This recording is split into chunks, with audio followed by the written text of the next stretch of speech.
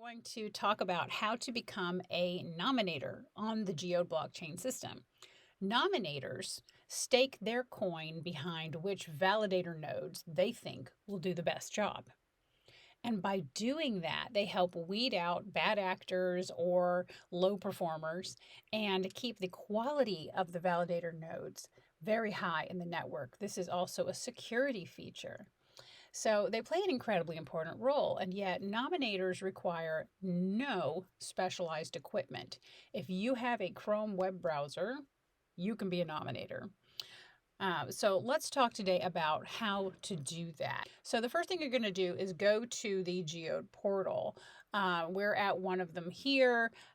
There may be several all around the world that are all copies of the same interface to give you access, public access to the network without having to have a node of your own. So the first thing you're going to want are 2 coin accounts.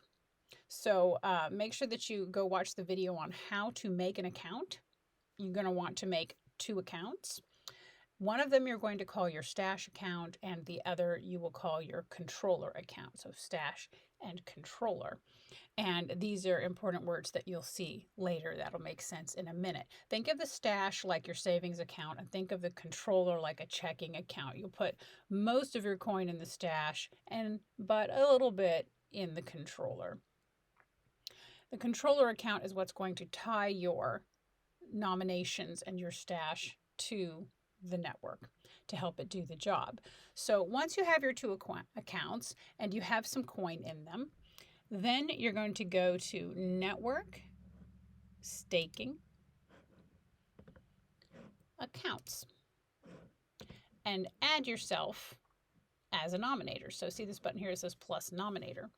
When you click on that, so from here we will choose which account we want to be our stash account, and we will just grab one there, and which account we want to be our controller account. And remember, your stash account is the one that has more in it, and your controller account would be the one that probably has less in it. Then you're going to decide how much you're going to bond. Now, don't bond everything that you have in your stash account. Why? You want to leave yourself a little bit of wiggle room so that you can do other things on the system, like voting, putting in treasury proposals, putting in tip proposals, using the apps on the system. So don't bond everything you've got. And you're bonding from the stash account, not from the controller account. So keep that in mind. Then you decide where you want your coin rewards to go. Do you want them to go to your stash account? This is what most people choose to do. It increases your total amount at stake. Your stake being larger does not get you more rewards, does not get validator nodes or more rewards either. Bigger stake does not get you bigger rewards, but bigger stake does get you more voting power in the community. So keep that in mind. You could have your coin rewards sent to your controller account, or you can have it go to some third account, some completely separate. Totally up to you. So we make a choice on here. There is a minimum of 1,000 Geode bond, and we click Next. So this is the screen where you will decide which validators you want to nominate. So you can choose up to 16 different validators that you would like to nominate. If you don't see your favorite people here, then you can filter them. You can look them up by name, address, or account index. This is in order. This list is going to be in order, so pay attention to that. If you make a mistake and you didn't mean to click that one, or you want to change the order, just click them again. They'll go back in the other direction. And then just decide who you want to put there. So these are the ones you're nominating in order. Then you will click Bond and Nominate, and it's just that easy. And you can change who you're nominating at any time. And let's talk about how you would choose which validator nodes uh, you would like to nominate. Well, how do you know who's even available? So if you go to network, staking, and go to targets, this is where the really interesting information for nominators is. On the targets page are all the validators on the system and all the information about each validator node that you could possibly want. And this is what you can use to choose who you would like to validate. Now, you may be choosing which validator nodes to nominate because you know them, because you maybe they put a link on the Discord to a website that tells you all about the equipment they're using and what their plan is and things like that. There's all kinds of research. Get to know people. This is a community. So just a page of data isn't quite all there is to it. Research and explore these validator operators as much as you can to make smart choices. So here we can see all kinds of interesting information about the different validators currently on the system. So we'll pick on Agate here for a moment. We can see that they've pretty recently done payouts. They have one nominator. Their commission is 2%, which means a larger percent will be available to be split amongst its nominators. If you see a validator node with 100% commission rate, it means that you as a nominator will get nothing. So commission matters. The lower commission that node is taking, the more is available for its nominators, which is you. So low commission is very nice to look for.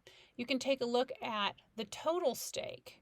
So the total stake is how much coin has that validator node staked on itself, and how much have other nominators staked on that node. So pile all that together, all that coin staked by the node itself and by other nominators is the total stake on that node. Now, here's the really interesting part about how the system chooses which validator nodes to make the next block and therefore be rewarded with coin. It actually favors validator nodes with less total stake. So if you see a validator node who's pretty new on the system, who doesn't have as much stake, you might want to pick them. And you have a higher chance of them being able to make coins. So the system is biased towards allowing validator nodes with less total stake. Basically, the new kids into the system get a better shot at making blocks than do the whales with the huge stake. And what this does is that it attracts nominators to the validator nodes that have less stake, so that eventually you end up with pretty even stake across everybody. So you can see how much of their total stake is their own. This does tell you something. A validator node with a significant amount of their own stake is highly likely to do a good job because they have more coin literally at stake. You can see return percentages. I'm not sure I would go by that. This is not an expectation of investment returns here, and this number gets a bit skewed in my opinion because the validator nodes who've been there a long time will appear to have much larger return percentages. And that word return, we associate that with investments, and that's not what it means here. So I would kind of ignore that column. But here's the interesting bit. This little button right here with the graph on it. We can take a look at all kinds of stats for this validator. So we can see error points. Error points are really kind of a nice, simple way to know how well this validator is performing. Validators are assigned points for good behavior, for making blocks, for all kinds of different little things that they're doing on the system. Now, this particular validator, their error points dropped right here, but that's because at that point, and you can see it across the board, everything dropped at that era.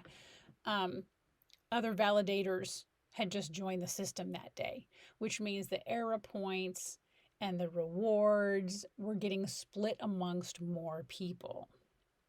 So every time you have more validator nodes join the network, the overall share for each node goes down because we're splitting the same pot amongst more people. So, but you get kind of an idea. One thing I would look for is commission. A validator node can change their commission anytime they want. And remember how we said that if they're charging 100% commission, you get nothing as a nominator. So we don't generally like I wouldn't bother nominating a validator node that's charging 100% commission. Anywhere from 1% to 5% is considered reasonable. Over 5% commission is sort of socially in the community considered kind of rude. That being said, if they're a well-established validator node and they really know what they're doing, they could probably get away with charging more than 5%, maybe 10%, but it's still socially considered kind of rude. So this validator node, you can see where they started because their commission went from nothing to 2. Everything started right here, right? All of their graphs were at 0. So this is the era when they actually came online, era number 6. And then they set a 2% commission and have not touched it. So this is a nice, reliable validator that's getting consistent rewards. This is where more validators came on board, so that total reward is now split amongst more people. So they're getting a little bit less now, but still a very nice amount of reward per era. So this is a nice, solid, reliable looking validator node. The other way that if you don't like the graphs and spreadsheets approach is to get to know people. Just get to know people. Get active in the Discord, in the Geode Discord. Talk to the validators. Ask them what kind of equipment are they running on? Where are they running from?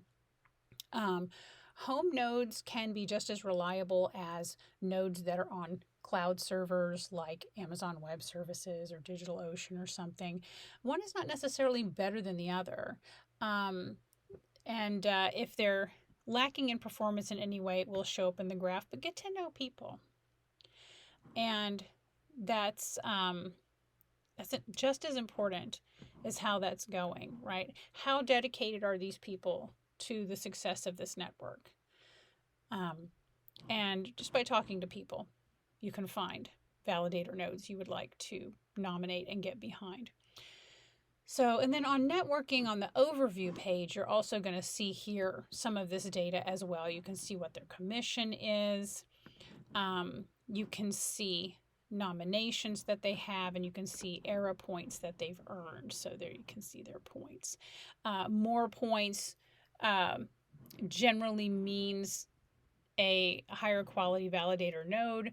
All of these here are all about the same, 34,000, 36,000, 37,000. So that one stands out a little bit, but they're all pretty much the same. If you saw a validator node who had only scored maybe 100 points, I would be careful of that one.